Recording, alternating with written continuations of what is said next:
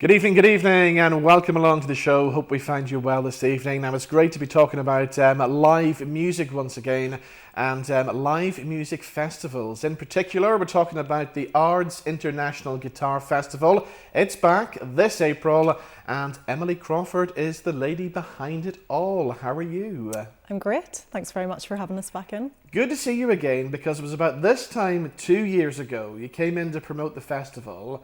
And it never happened. We went straight into lockdown, didn't we? We did. I think literally we had to pull the festival, I think, about 10 days before it was due to take place, which was obviously hugely disappointing, but also understandable given the circumstances. So yeah, we'd sold loads of tickets, and then at the last minute, unfortunately, had to cancel everybody, which was rather heartbreaking. But here we are 2 years later, and thankfully we've been able to bring quite a few of the guys that were meant to play in 2020 back again for this year. Brilliant. So it's exciting for everybody to get back out to see live music again, isn't it? It is. Just behind the scenes, we've all kind of had to remember how to do it, though.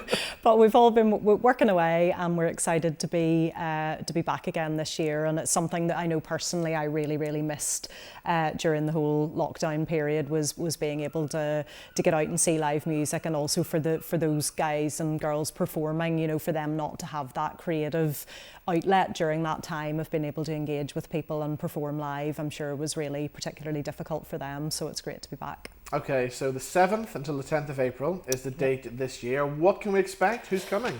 Oh, we've got loads of really exciting things happening this year. So quite a lot of local acts, just due to still a little bit of concern over travel restrictions. Yeah. And we've less of the international acts, so less people kind of flying in from various different places. But who cares? Because we've got so much local talent, haven't we? Well, this is it. We've got so many people from both the north and south of Ireland, and some guys coming over from England, and lots of local talent from in and around the north.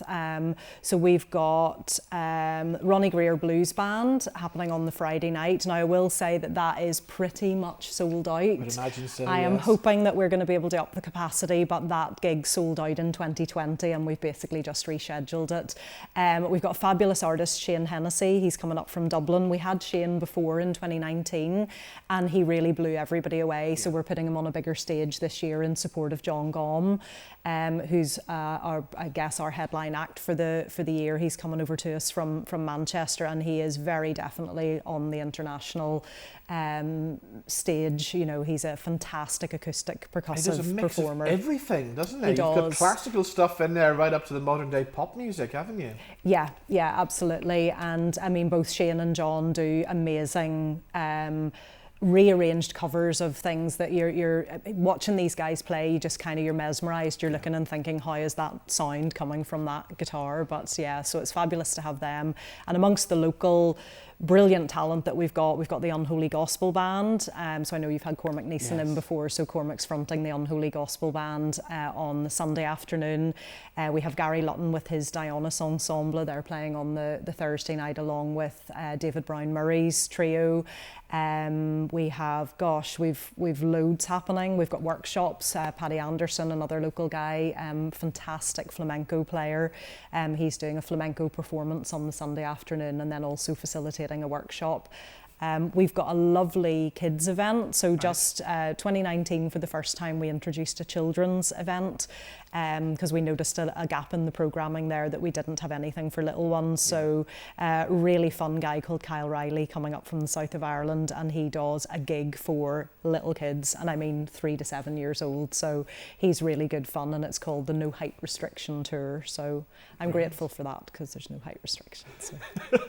Now, when it comes to legends, Sam Davidson's Taste, these guys go way back to the great old days of Rory Gallagher, don't they? Yeah, they do. Hugely influenced by the music of Rory Gallagher, and I'm delighted we've been able to get them to play for us on the Saturday night. So I think that's going to be one of the highlights of the weekend as well. And big blues night on the Friday after Ronnie. We've got Mike Wilger and his blues band playing as well. So those gigs are down at the Ivy Bar, and the Ivy have been involved pretty much since the start. The festival is, well, it would have been 26 years old this year, but I don't know whether we get to count the years that didn't happen. because there wasn't a number 24 or 25, but I would count it anyway. this is the Why not? 26th year anyway of the festival, so we're really looking forward to being able to welcome people back to enjoy live music. Now, the bit I get excited about every year is trying to work out who the Lifetime Achievement, the special big award's going to go to.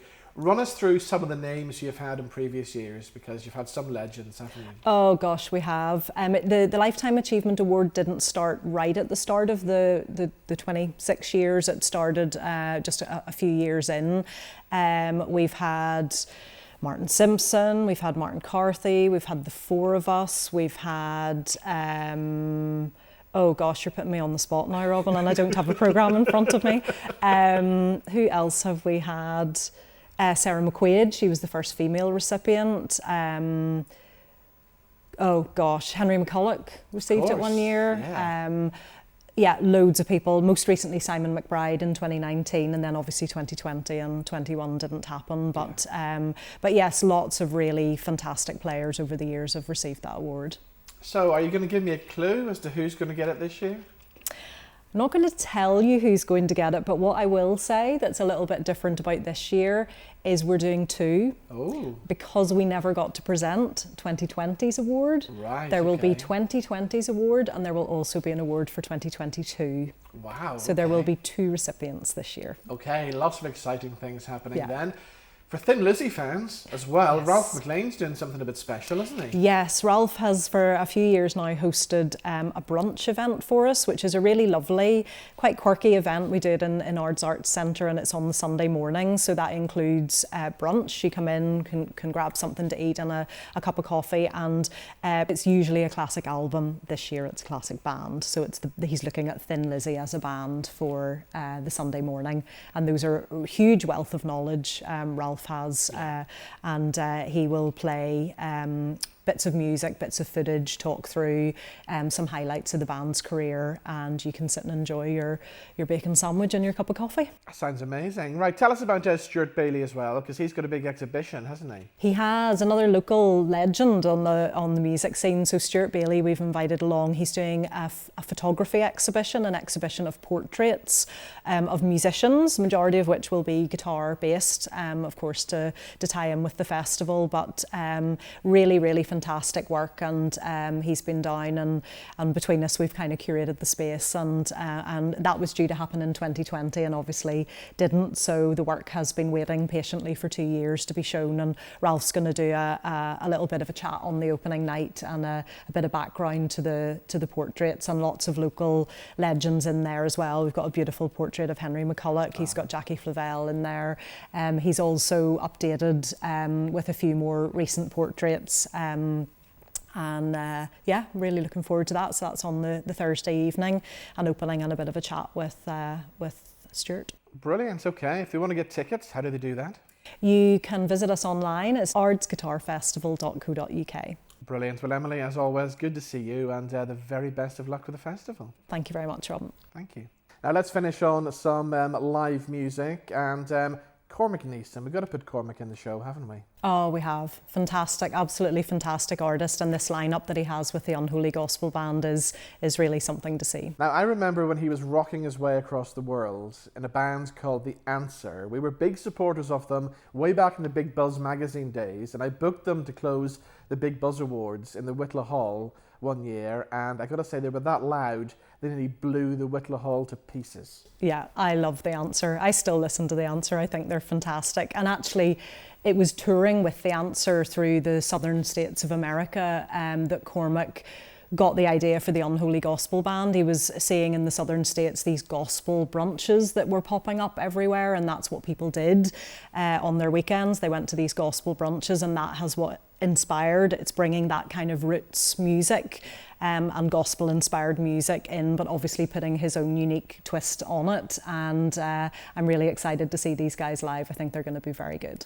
Brilliant. Okay, you don't have to turn your volume down because he's acoustic and solo this time round. Closing the show, here is the brilliant Cormac Neeson. See you tomorrow. Bye-bye.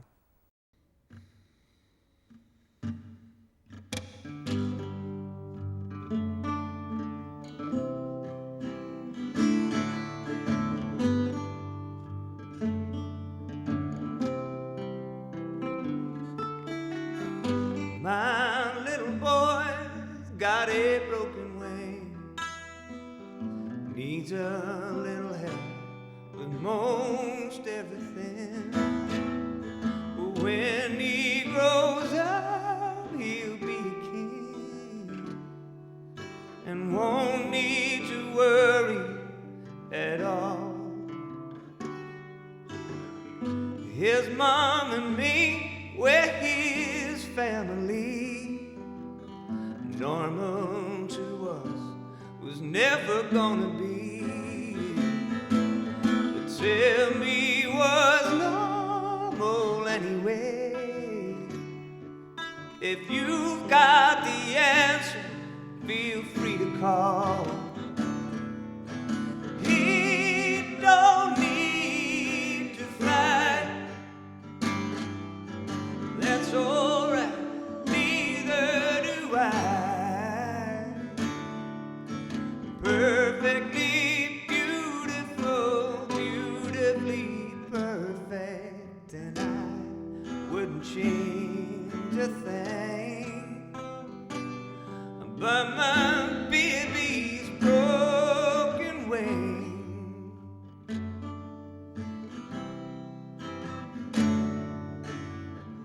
I'll carry him if he needs me to. Guard him from vultures, won't let them get through. Sing him a song to help him sleep,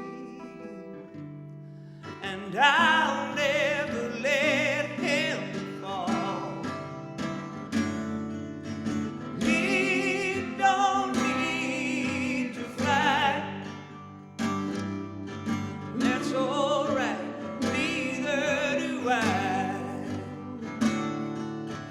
Perfectly beautiful, beautifully perfect, and I wouldn't change a thing.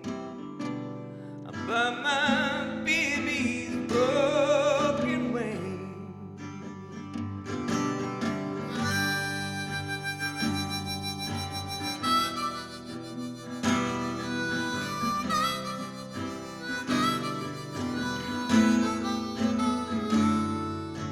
Perfectly beautiful, beautifully perfect, and I wouldn't change a thing.